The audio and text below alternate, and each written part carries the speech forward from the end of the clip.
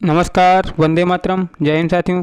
हिंदी व्याकरण की क्लास में आप लोगों का स्वागत है। दोस्तों, आज मैं आप लोगों को हिंदी व्याकरण का टॉपिक मतलब रस से संबंधित जो भी प्रीवियस एग्जाम में क्वेश्चन पूछे गए हैं वो सभी क्वेश्चन मैं इस वीडियो के माध्यम से आप लोगों को कराने जा रहा हूँ। आप लोगों से रिक्वेस्ट है कि आप लोग ये सभी क्वेश्चन देखिए। हो सकता है एग्ज़ाम में आपको यहाँ से 1 या 2 नंबर का क्वेश्चन मिल जाए। तो शुरू करते हैं क्वेश्चन नंबर 1 से, जिसमें क्वेश्चन नंबर 1 दिया है कि शांत रस का स्थायी भाव क्या है। तो उत्तर है निर्वेद। दोस्तों, शांत रस का स्थायी भाव निर्वेद होता है। इसके बाद है अगला क्वेश्चन कि निम्नलिखित में से किस रस का स्थायी भाव रति है। तो किसका स्थायी भाव दोस्तों रति होता है? तो उत्तर है हमारा सी विकल्प।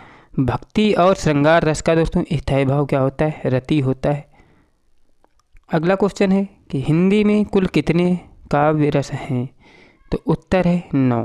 दोस्तों, हिंदी में कुल कितने काव्य रस हैं? तो इनकी संख्या है 9। इसके बाद है अगला क्वेश्चन कि उत्साह का स्थायी भाव से किस रस की निष्पत्ति होती है। उत्साह की स्थायी भाव से दोस्तों किस रस की निष्पत्ति होती है? तो उत्तर है वीर रस की निष्पत्ति होती है। इसके बाद है अगला क्वेश्चन कि रौद्र रस का स्थायी भाव क्या है। तो रौद्र रस का स्थायी भाव होता है दोस्तों क्रोध रस। इसके बाद हमारा अगला क्वेश्चन है कि विस्मय स्थायी भाव किस रस में होता है। तो उत्तर है अद्भुत रस में होता है विस्मय स्थायी भाव। इसके बाद हमारा अगला क्वेश्चन है कि श्रृंगार रस का स्थायी भाव क्या है। तो उत्तर होता है रति रस होता है श्रृंगार रस का स्थायी भाव। अगला क्वेश्चन है कि शोक किस रस का स्थायी भाव है। तो उत्तर है करुण रस का स्थायी भाव होता है शोक। अगला क्वेश्चन है कि किस रस को रसराज कहा जाता है। किस रस को रसराज कहा जाता है। तो उत्तर है दोस्तों श्रृंगार रस। दोस्तों, श्रृंगार रस को क्या कहा जाता है? रसराज कहा जाता है। अगला क्वेश्चन है कि स्थायी भाव की कुल संख्या कितनी है। तो उत्तर है 9। स्थायी भावों की कुल संख्या कितनी होती है? 9 होती है। अगला क्वेश्चन है कि टा ठा डा ढा वर्णों के प्रयोग का संबंध काव्य के किस गुण से है। तो किससे होता है दोस्तों? इसका संबंध ओज से होता है। अगला क्वेश्चन है कि रसोत्पत्ति में आश्रय की चेष्टाएं क्या कहलाती हैं। रसोत्पत्ति में आश्रय की चेष्टाएं क्या कहलाती हैं? तो उत्पत्ति कहलाती है अनुभाव।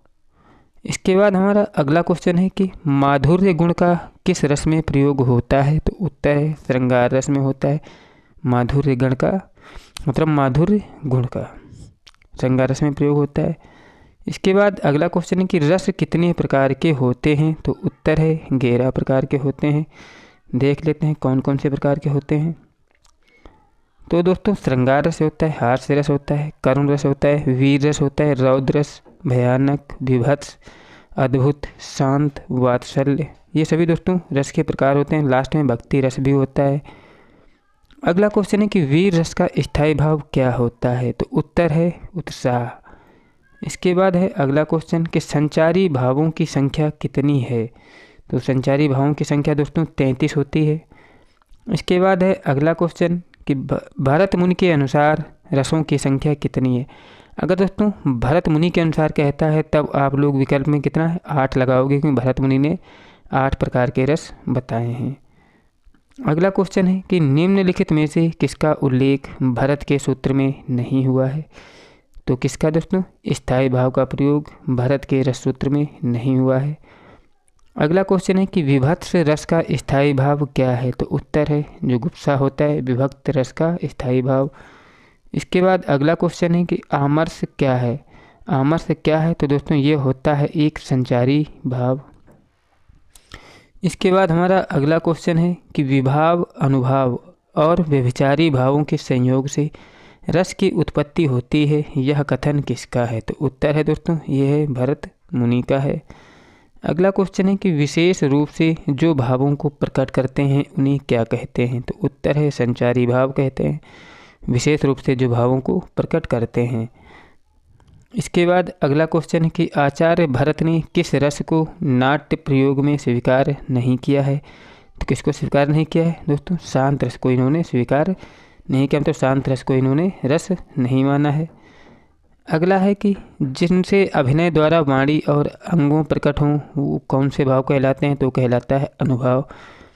जिनसे क्या होता है, अभिनय द्वारा वाणी और अंगों प्रकट हो तो वो भाव क्या कहलाते हैं, तो अनुभाव कहलाते हैं। अगला क्वेश्चन है कि अनुभाव के कितने भेद हैं, तो अनुभाव के कितने भेद होते हैं, तो 4 भेद होते हैं। कौन कौन से अनुभाव के 4 भेद होते हैं, सात्विक होता है, कायिक होता है, वाचिक होता है और आहार्य होता है। ये 4 प्रकार के भाव होते हैं। इसके बाद अगला है कि भाव शांति, भाव संधि, भाव सबलता का संबंध किस भेद से है, तो याद रखिएगा इनका भेद है संचारी भाव से। अगला क्वेश्चन है कि वेपथु कैसा अनुभव है, तो वेपथु याद रखिएगा एक सात्विक अनुभव होता है वेपथु। इसके बाद अगला क्वेश्चन है कि भरत मुनि ने रस सूत्र का विवेचन अपने किस ग्रंथ में किया है, तो उत्तर है नाट्य शास्त्र में किया है। अगला क्वेश्चन है कि आचार्य देव ने किस भाव को 34वां संचारी भाव कहा है, आचार्य देव ने किस भाव को 34वां संचारी भाव कहा है, तो उत्तर है दोस्तों छल। छल को इन्होंने 34वां संचारी भाव कहा है। अगला है कि किस रस का संचारी भाव उग्रता, गर्व, हर्ष आदि है, तो किसका, वीर रस का दोस्तों संचारी भाव उग्रता, गर्व और हर्ष है। इसके बाद हमारा अगला क्वेश्चन है कि आश्चर्य किस रस का स्थायी भाव है, तो उत्तर है अद्भुत रस का स्थायी भाव होता है आश्चर्य। इसके बाद अगला क्वेश्चन है कि जो भाव केवल अल्पकाल तक संचरण करके चले जाते हैं उन्हें कौन सा भाव कहा जाता है, तो उत्तर है संचारी भाव कहा जाता है जो अल्पकाल तक संचरण करके चले जाते हैं। अगला क्वेश्चन है कि विप्रलंब श्रृंगार में प्रयोग कितनी दशाएं मानी गई, विप्रलंब श्रृंगार में वियोग की कितनी दशाएं मानी गई, तो विप्रलंब में दोस्तों कितनी मानी गई हैं, 10 दशाएं मानी गई हैं विप्रलंब में। अगला कि हिंदी साहित्य के किस भाव को व्यभिचारी भाव भी कहा जाता है, तो उत्तर है संचारी भाव को व्यभिचारी भाव भी कहा जाता है। अगला क्वेश्चन है कि भारतीय वृत्ति का संबंध किस रस से है, तो उत्तर है अद्भुत रस से भारतीय वृत्ति का संबंध।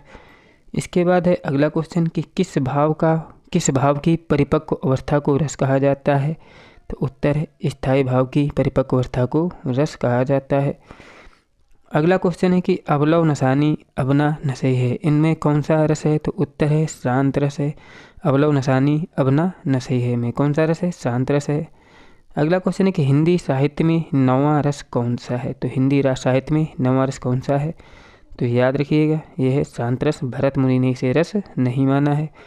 अगला है कि वीरों का कैसा हो बसंत, इनमें से किस रस की सापुष्टि हुई है, तो उत्तर वीर रस की पुष्टि हुई है वीरों का कैसा हो बसंत।